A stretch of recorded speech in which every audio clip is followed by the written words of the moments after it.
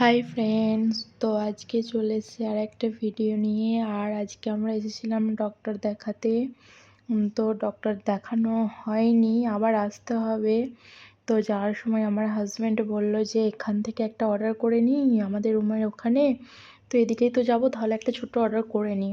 ঠিক আছে, করে নাও, অসুবিধা কী আছে। তাই আমাদেরকে এখানে দাঁড় করিয়ে রেখে ওই যে অটোটা দেখছেন, ওই অটোর ওখানে গেছে মানে অর্ডারটা আনতে আর কি। আর আমরা এখানে ওয়েট করছি, আমাদের যাওয়াটা তো ঠিক হবে না। তো এই তো আসছে, অর্ডারটা নিয়ে দেখি কি নিয়ে এসছে।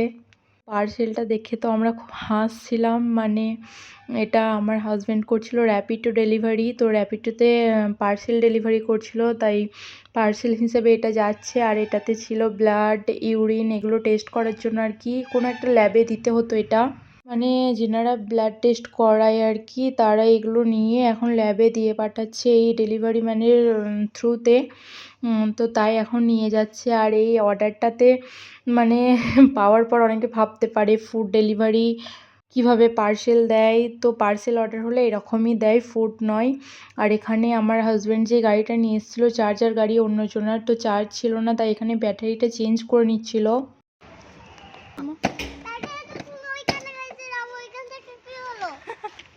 ওটা ওরকমই হয় মা।